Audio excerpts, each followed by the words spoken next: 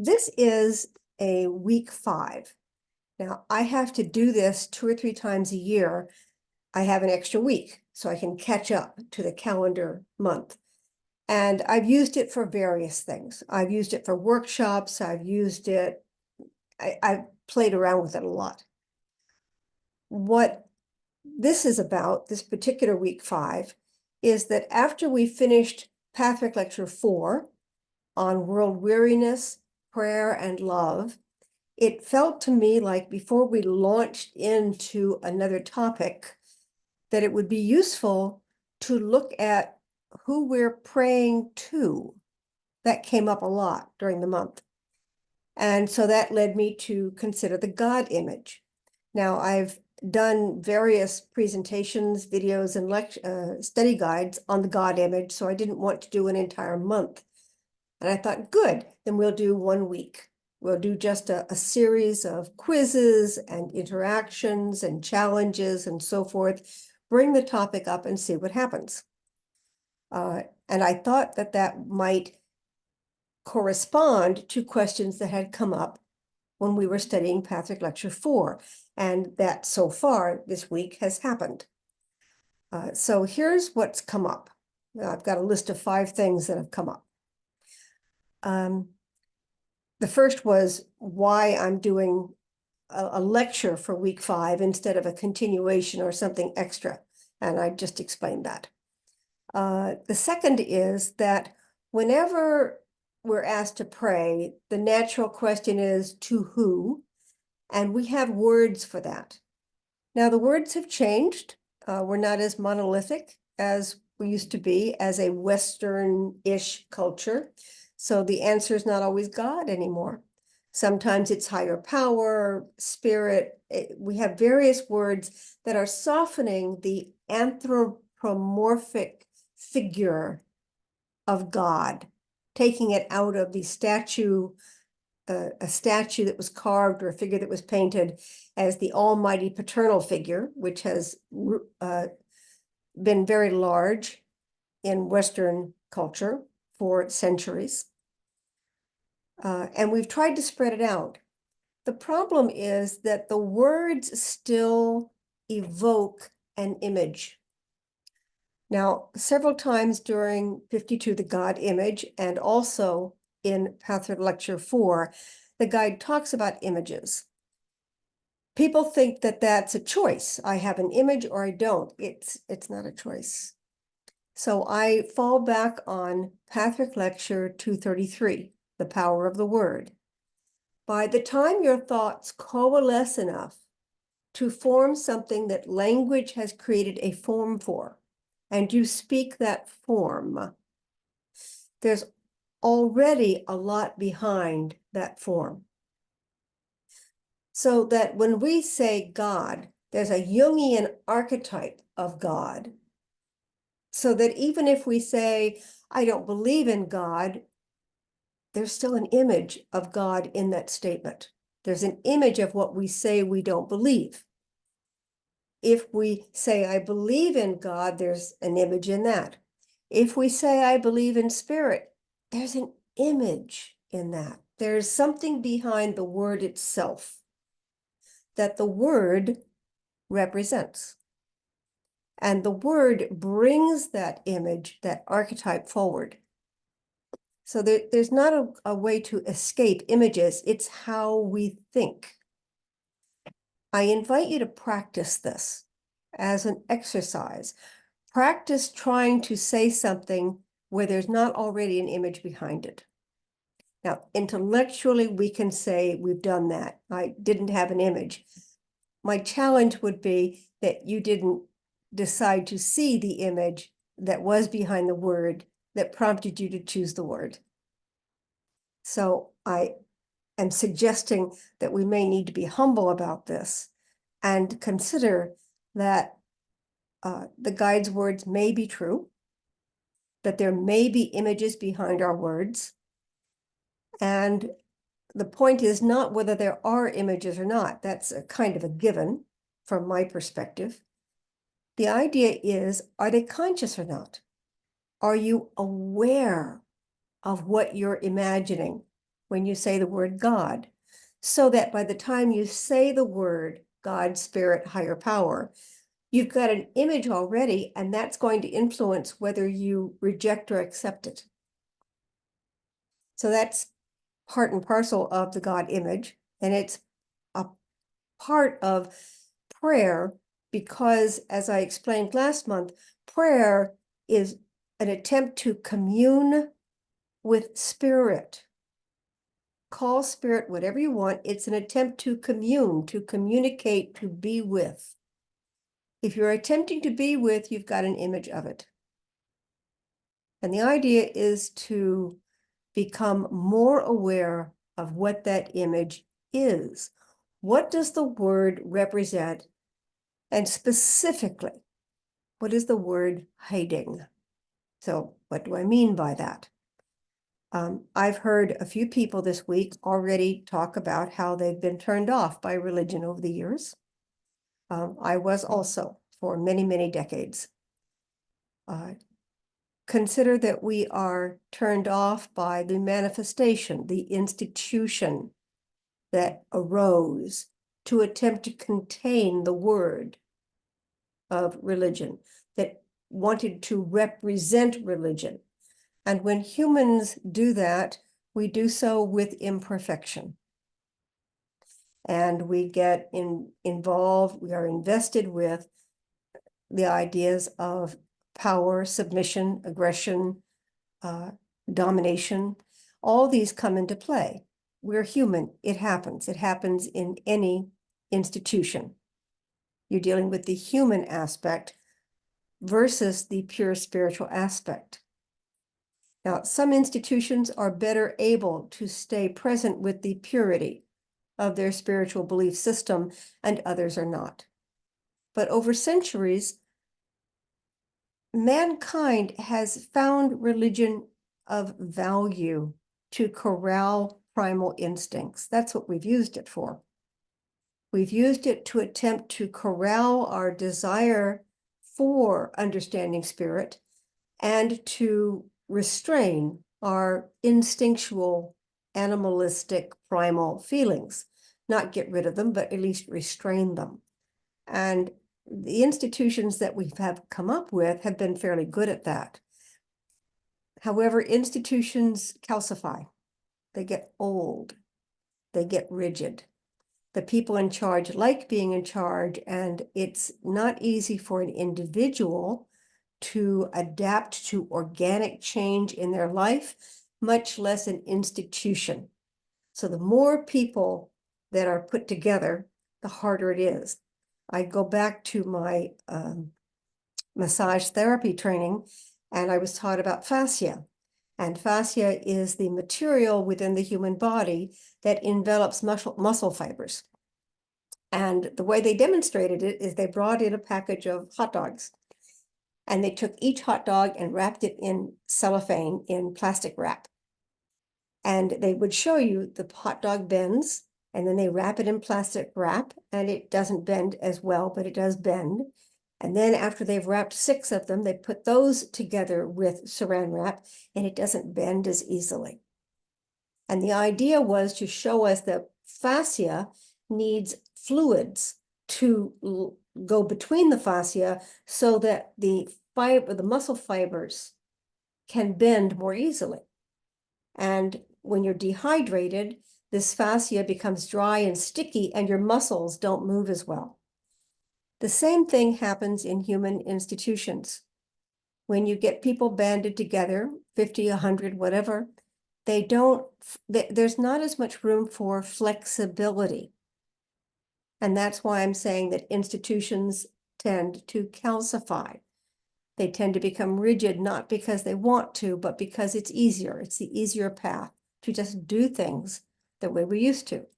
So that the rebellion against God and the God image is very often a rebellion against how God has been presented. And so I encourage people to differentiate these two, to separate the players so that they know what they're rebelling against versus what they may believe, even if it was mishandled by humans that they have experience with. So that's the word and what the word may hide. The third thing that came up was that a lot of people, it was funny, it was as if world weariness bloomed over the month. And then when I got to the God image, it was, oh, too much. Oh, I don't know how to address.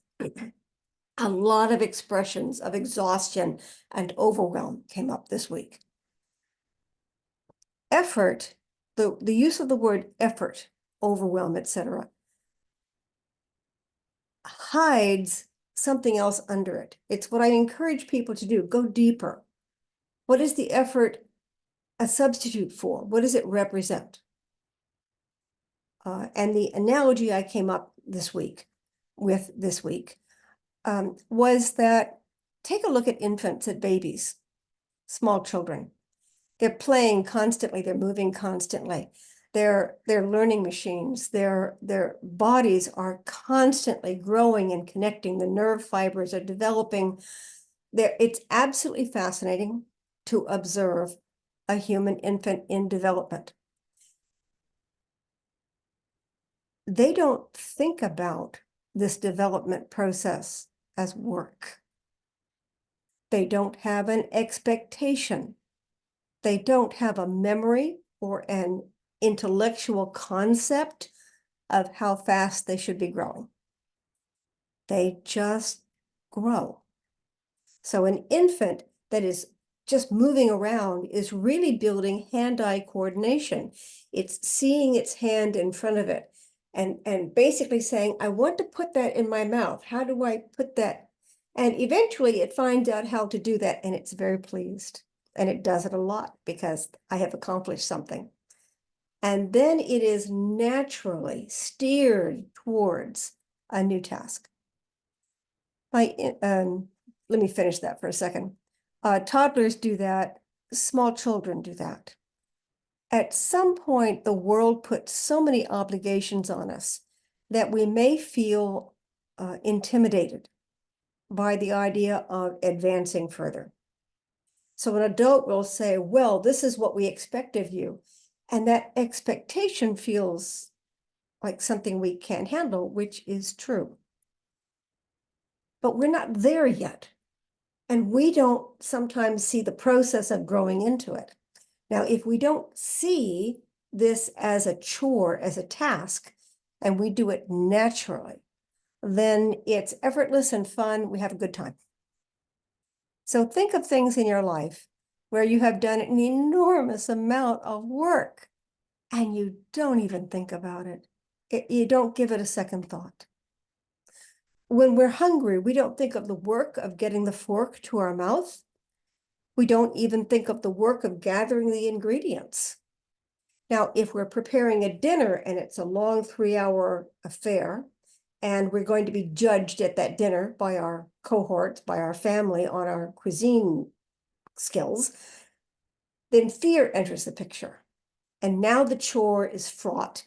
Now it's tense. Now it's a win-lose proposition. So my invitation is that anytime you see something and you say, ooh, that's a lot of effort, that word may hide the fact that you either don't really want to do the chore, or secondly, you're afraid of something. And thirdly, mixed in with fear, you see it as a win-lose proposition. And anytime we enter a win-lose proposition, unless we're very confident of winning, losing is not a pleasurable experience. Now, let's take that back to the God image.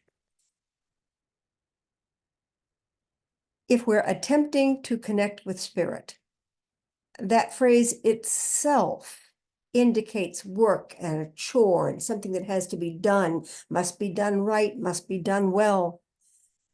It invisibly calls in, what if you don't do it well? What if you're judged by spirit, by lacking the ability to do the communion well? That's an image. That's an image that spirit is like your peers or your friends or your boss or your parents or your authority figures, that they are holding a high bar and expecting you to reach that bar. So it's an image. It's also fraught with fear, and it's fraught with a win-lose dualistic belief system. So anytime you are faced with something that you say requires a lot of effort and you feel a pullback, consider what might be behind that pullback. It may actually be wise. It may be correct. Maybe this isn't a task that you should address. But in terms of prayer and spirit, now we're going to move to the last point I want to make. And that is the image that we have of spirit may be of a punishing universe.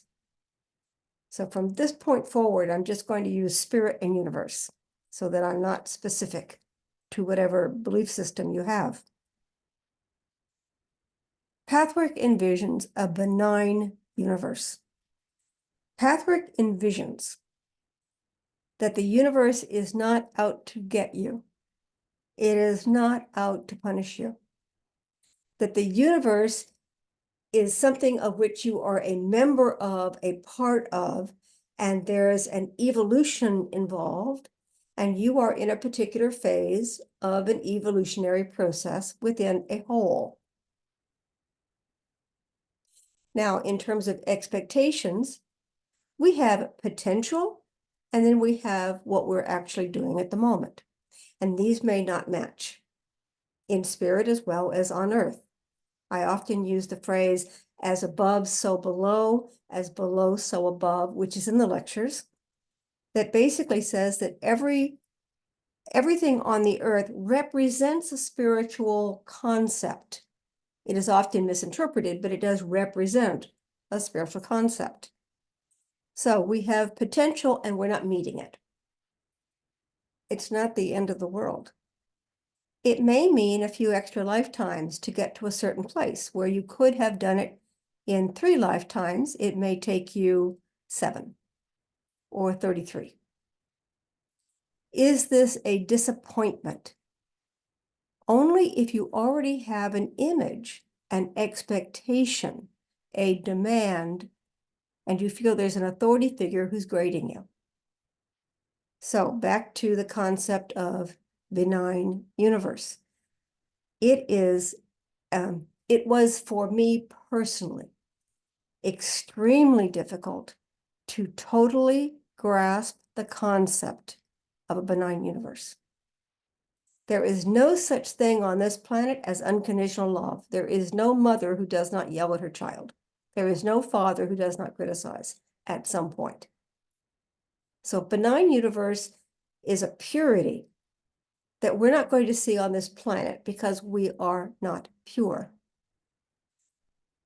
Benign universe, because we haven't experienced it, is hard to imagine. Therefore, it has to be imagined. We have to stretch our minds to include that possibility because it's not in our day-to-day experience. Because it's not in our day-to-day experience, we have not developed the ability to recognize it. We haven't developed the ability to deal with it. We haven't developed the ability to stop fighting. And so that, for me, those ideas are what underlie the God image and why it's such an important lecture. Now, what I have found is that it's easier to teach the lectures a few minutes at a time than all at once. So I have a tendency, and you see it in my study guides, to include a lot of lectures at the same time, hoping that at least one of them will interest people, because you may not be on the same wavelength as I am. So that's a small summary of how I see the God image lecture. Thanks for listening, for those who are listening to the presentation, and I'm going to go back to the meeting.